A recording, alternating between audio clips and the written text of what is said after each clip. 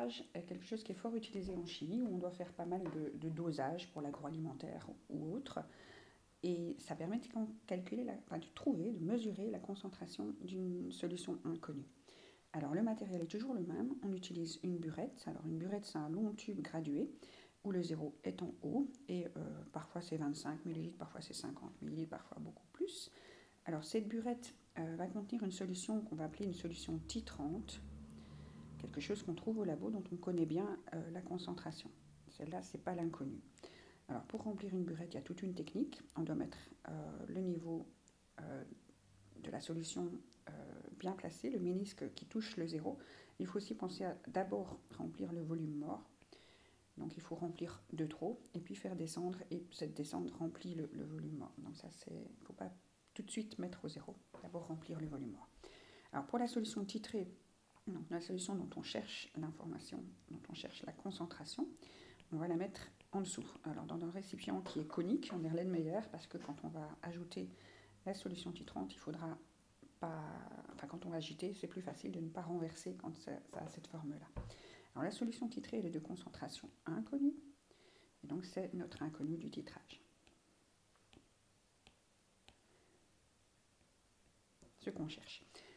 Alors, par contre, la solution inconnue, on va pouvoir prélever un volume très très précis. On va utiliser une pipette jaugée. Alors c'est comme les ballons jaugés, il y a un seul trait, et c'est pour un volume très très précis, et juste celui-là. Et donc, souvent c'est 10 ml, mais ça peut être autre chose. Donc ça, c'est notre pipette jaugée. Et donc, notre solution titrée, on ne connaît pas sa concentration, mais on connaît précisément son volume de solution, notre échantillon. Ça, c'est précis, on connaît.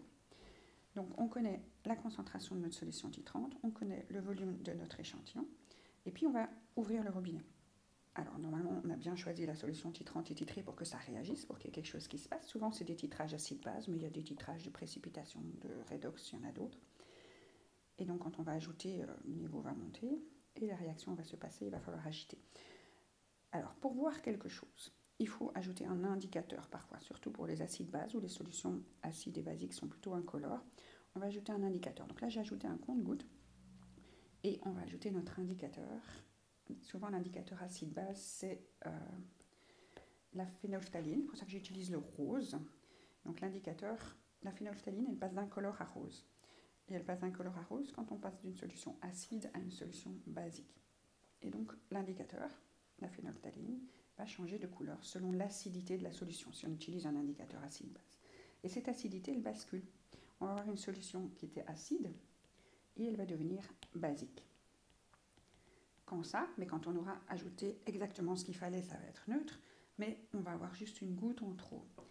Et donc, on va basculer. On va s'arrêter à la goutte près, un microbe trop peu, donc ça va pas être tout à fait neutre. Voilà, et donc on ajoute, on va imaginer de la base. Alors, la base, d'habitude, je dessine des ronds bleus sur de l'acide, donc j'en ai toute ma burette de la base. Et dans mon échantillon, il y a un petit peu d'acide, je dessine souvent des petits triangles rouges. Et donc chaque petit rond bleu va venir faire exploser un petit triangle. Et si j'ai besoin d'ajouter deux ronds bleus pour neutraliser, donc pour éliminer l'acide, je vais voir, dès que j'aurai ajouté ces deux ronds, que la solution n'est plus acide. Donc c'était incolore. Et la toute petite goutte supplémentaire qui va arriver là, hop, elle va permettre à la solution de devenir basique. Mais on considère que c'est neutre, quand même, qu'on a juste atteint la fin de la réaction, la neutralisation. Voilà pour le matériel et la technique.